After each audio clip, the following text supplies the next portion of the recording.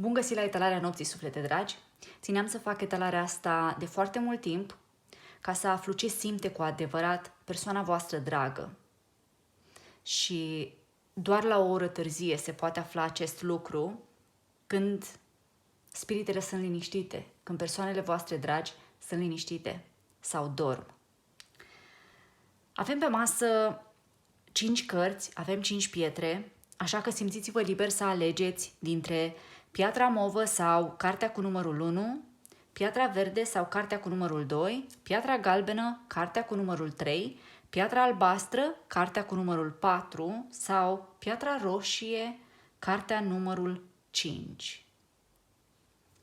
Pentru cine a ales prima piatră, piatra mov, pentru cine a ales să facă parte din primul grup, avem un as de bâte. Cine și-a ales această carte și-a ales un semn de foc. Poate că sunteți voi semn de foc. Sau poate că cealaltă persoană este un berbec, un leu, un săgetător.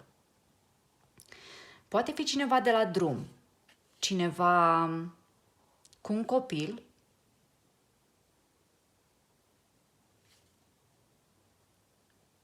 oricum ar fi, vă vrea foarte mult această persoană. Ce simte este pasiune, atracție fizică, atracție sexuală. Nu se poate controla lângă voi sau când se gândește la voi. Dacă sunteți împreună, veți rămâne împreună, veți avea continuitate. Posibil și un copil, așa că să fiți atenți pe viitor. În cazul în care nu sunteți împreună, cu siguranță veți mai avea momente în care să vă vedeți, veți mai avea momente de intimitate între voi, pentru că vă potriviți foarte bine. Asta este cartea celor care se potrivesc, sexual mai ales.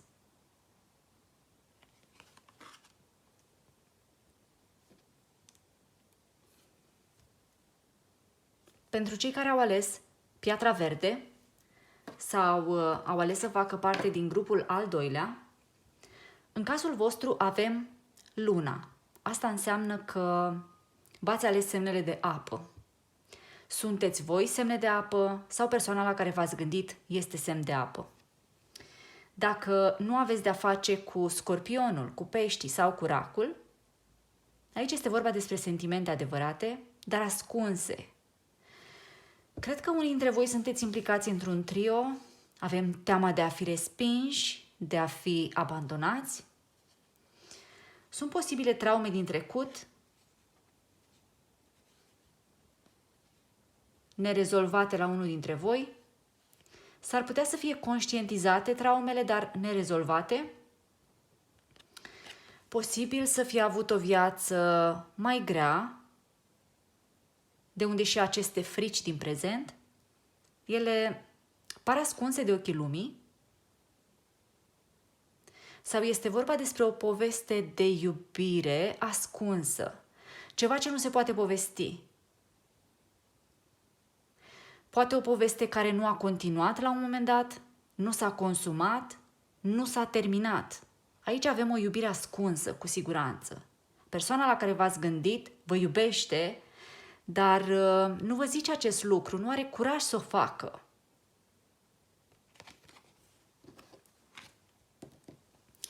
Pentru cine a ales piatra galbenă, pentru cei care fac parte din al treilea grup, avem preotul.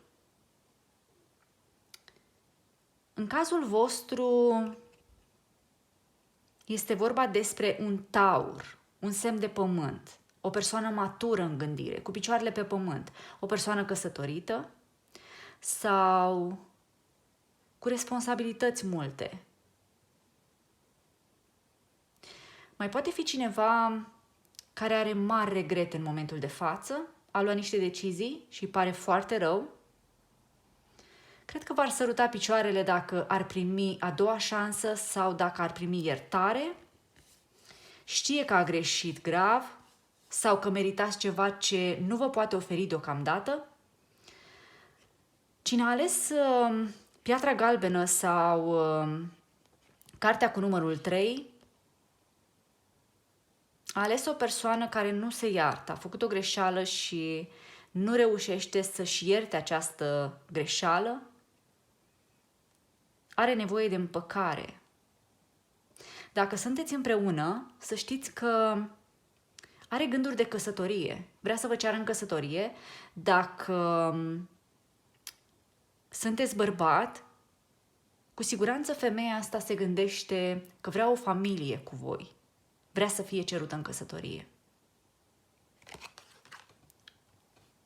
Pentru cei care au ales piatra albastră, pentru cine a ales să facă parte din grupul numărul 4, în cazul vostru avem acest paj de spade,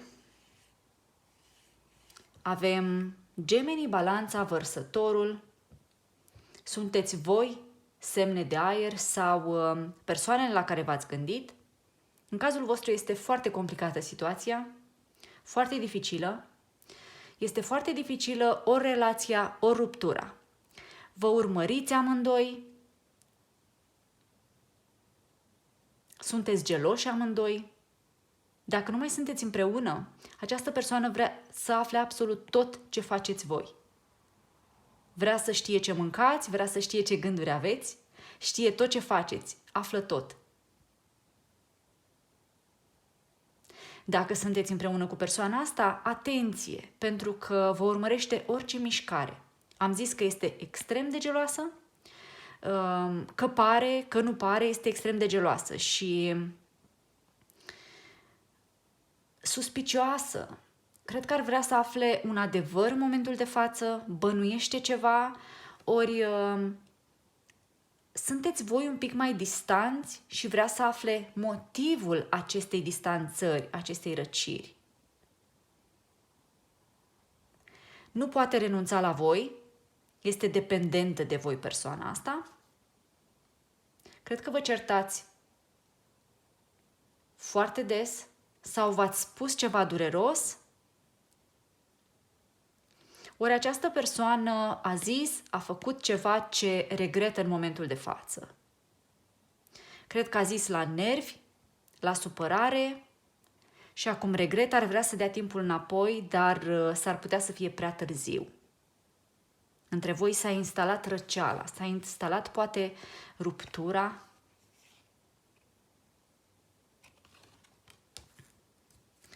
Pentru cine a ales piatra roșie, pentru cine a ales să facă parte din grupul numărul 5, avem un 6 de cupe. Cine a ales această carte a ales un semn de apă. Sunteți voi semne de apă sau persoana la care v-ați gândit este semn de apă. În cazul în care nu există un semn de apă la mijloc, sunteți conectați emoțional. Aici este o poveste de iubire adevărată. La cine v-ați gândit voi vă iubește sincer, aveți amintiri frumoase. Cred că persoana asta zâmbește când se gândește la voi. Se refugiază de multe ori în trecut. A vrut să vă uite dacă nu vorbiți, dar n-a avut nicio șansă. Unii vă cunoașteți de foarte mult timp. Poate fi vorba despre prima iubire, marea iubire.